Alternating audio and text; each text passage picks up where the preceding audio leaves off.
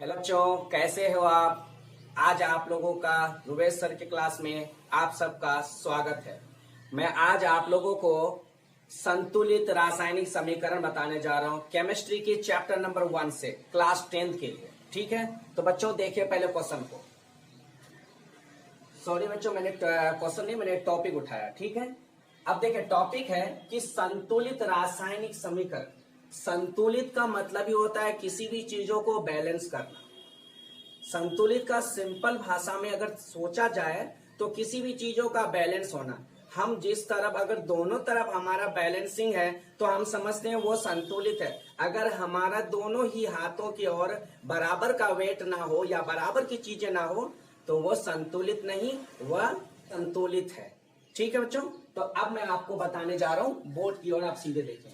कहता है कि किसी भी रासायनिक अभिक्रिया में, किसी भी रासायनिक अभिक्रिया में द्रव्यमान का, बच्चों सुनो, तो किसी भी रासायनिक अभिक्रिया में द्रव्यमान का ना तो निर्माण होता है और ना ही विनाश होता है।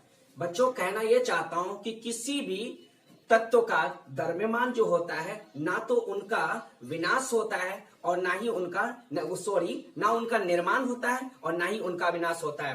द्रव्यमान में कभी कोई भी चीज यानी नया नहीं होता और उसमें कोई विनाश भी नहीं होता। जैसा है वो वैसा ही रहेगा। अब आगे की बात सुनो। अर्थात किसी भी रासायनिक अभिक्रिया के उत्पाद, मैं इससे पिछले वीडियो में बताया था मैंने कि अगर A प्लस बी, अगर अभी यानी कि उत्पाद अभिकारक की तरफ दो तत्व भाग लेंगे और दो तत्व के भाग लेने के बाद जो नए तत्व पर जो यानी कि उत्पन्न होंगे, जो हमें मिलेंगे, जो हासिल होगा, वही क्या कहलाएगा? उत्पाद कहलाएगा। ठीक है बच्चों, अब मैं आगे की बात बताता हूं। अर्थात किसी भी रासायनिक अभिक्रिया के उत्पाद तत्वों का कुल द्रव्यमान अभिकारकों तत्वों के कुल द्रव्यमान के बराबर होता है। यानी तत्व कहने का मतलब, फिर सुनो, अर्थात किसी भी रासायनिक अभिक्रिया के उत्पाद, यानी मैंने क्या बोला था, जो नई चीज प्राप्त होती है वो उत्पाद है। समझे बच्चों?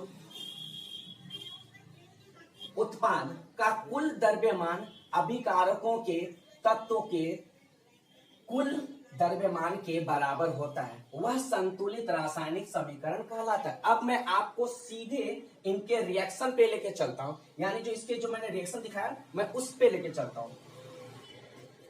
तो इस रिएक्शन को जब आप समझेंगे तो आपको ये थ्योरी जो है, ये जो परिभाषा मैंने दिया इस टॉपिक का, वो आपको समझ में आ जाएगा। जैसे कि जिंक यानी कि जिंक प्लस सल्फ्यूरिक अम्ल, अगर जिंक प्लस सल्फ्यूरिक अम्ल को जब हम लोग, यानी कहने का मतलब कि जिंक प्लस सल्फ्यूरिक अम्ल को जब हम काम करवाते हैं तो यही दोनों आपका अभिकारक हो गया। यानी जिंक और सल्फ्यूरिक क्या है? ये अभिकारक है। और जो हमें जिंक सल्फेट और प्लस हाइड्रोजन हुआ, यही क्या हुआ? हमारे उत्पाद हुए। बात समझे बच्चों? अब मैं आपको बताता हूं कि मेरे सामने सवाल क्या किया था कि संतुलित करना है, तो संतुलित यही चेक करना है, इसे देखना है कि इस तरफ यानी लेफ्ट साइड और राइट साइड दोनों तरफ मेरा संतुलित अगर है तो वो मेरा संतुलित रासायनिक समीकरण है। अगर मेरा संतुलित रासायनिक समीकरण अगर लेफ्ट साइड और राइट साइड दोनों बराबर ना हो तो समझ लो वो असंतुलित रासायनिक समीकरण है। तो आइए हम लोग इसको पहले चेक करके देखते हैं।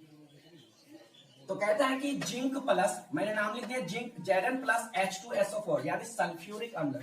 और सुनो एक बात और बच्चों, कि यहाँ पर जो जिंक और ये जो H2SO4 है ना, एक बात याद रखना, यहाँ जो लिखा हुआ है ZnSO4, यानी इसको हम लोग नाम लेते हैं यानी कि जिंक सल्फेट जो नाम लिखे ना, तो याद रखना ये Zn जो होता है ना, वो अक्सर क्या किया कि उसने हाइड्रोजन से के साथ, यानी जिंक ने हाइड्रोजन के साथ दोस्ती नहीं किया, बल्कि जिंक ने सल्फ्यूर यानी कि सल्फर डाइऑक्साइड किया।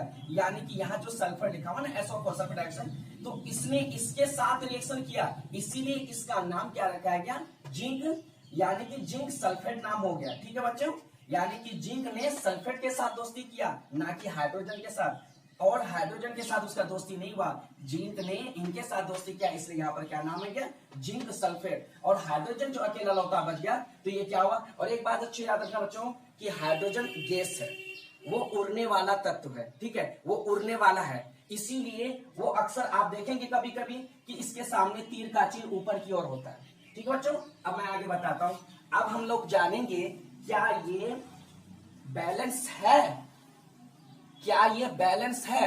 अगर बैलेंस है तो यही रिएक्शन से पता चल जाएगा, और अगर ये बैलेंस नहीं है तो वो भी पता अभी ही चल जाएगा।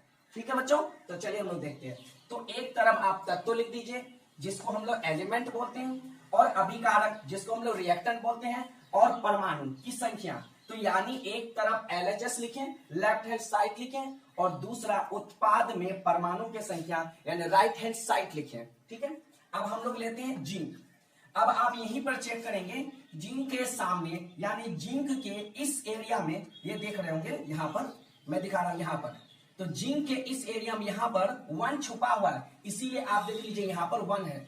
और उसी तरह से आप जब लेफ्ट साइड में 1 देख रहे हैं तो राइट साइड में भी आप देखिए यहां पर क्या है, 1 छुपा हुआ है, तो इसीलिए देखिए राइट साइड में 1 यहां दिया हुआ है। ठीक, उसी बात से अब आप अगर देखेंगे कि मेरे सामने क्या है, हाइड्रोजन। अब हम हाइड्रोजन में देखेंगे कि यहाँ H2 यानी H के पास यहाँ 2 बैलेंस किया हुआ है, तो अब यहाँ पर भी देखिए 2 लगा हुआ है। इसका मतलब ये हुआ कि लेफ्ट साइड में भी 2 और राइट साइड में भी 2। ठीक है, अब हम लोग लेंगे किसके बारे में, सल्फर के बारे में। जो यहाँ सल्फर दिया हुआ है ना, ये देख रहे हैं यहाँ पर सल्फर, ये सल्फर के बारे में हम लोग लेंगे।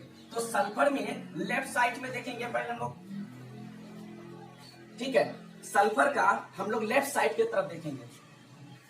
तो सल्फर का लेफ्ट साइड में आप देखिए यहां पर 1 है, और आप यहां भी देखिए कि सल्फर के आगे तरफ यहां पर 1 छुपा हुआ है। आप गौर से देखें कि सल्फर के आगे 1 छुपा हुआ है, इसीलिए मैंने यहां पर तत्व का नाम है और ये LHS है, तो मैंने इसके लेफ्ट साइड में देखा तो लेफ्ट साइड में क्या है, यहाँ पर 1 है, और इसके सल्फर के राइट साइड में भी देखिए तो आपको 1 ही दिखाई देगा।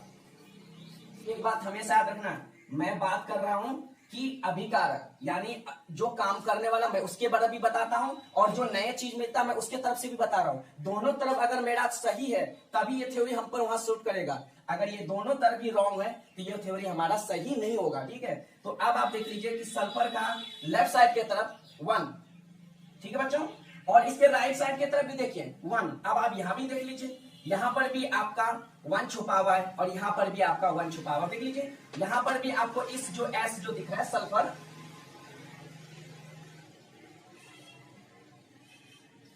यहां पर सल्फर के सामने आप देखिए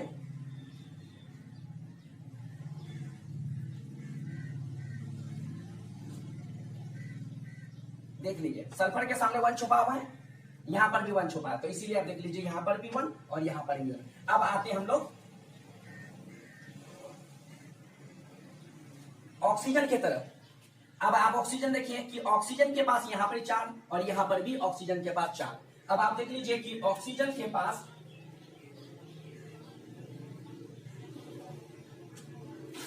अब आप देख लीजिए कि ऑक्सीजन के पास यहां पर 4 है लेफ्ट साइड में, और राइट साइड में भी ऑक्सीजन का 4 है। तो ऑक्सीजन का लेफ्ट साइड में भी 4 और राइट साइड में भी 4, तभी हमारा संतुलित रासायनिक समीकरण हुआ।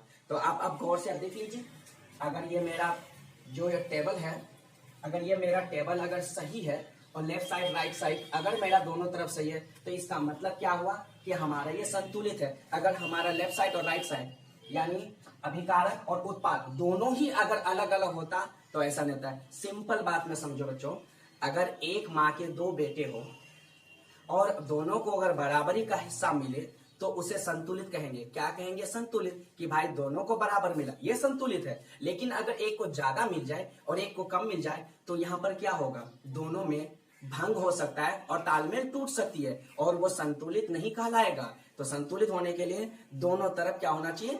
बैलेंस होना चाहिए। अगर बैलेंस गड़बड़ा गया तो फिर आपका थ्योरी सही नहीं होगा। तो मैं एक बार फिर से तुम लोग को ये चीज बता दिया है, अच्छे से आप लोग गौर कर लीजिएगा, इसको अच्छे से नोट डाउन कर लीजिए। और बच्चों, अगर ये वीडियो अच्छा लगा हो तो आप वीडियो को लाइक करें, सब्सक्राइब करें, ठीक है बच्चों। और इस वीडियो का आप स्क्रीनशॉट ले लें। फिर मिलते हैं बच्चों, धन्यवाद।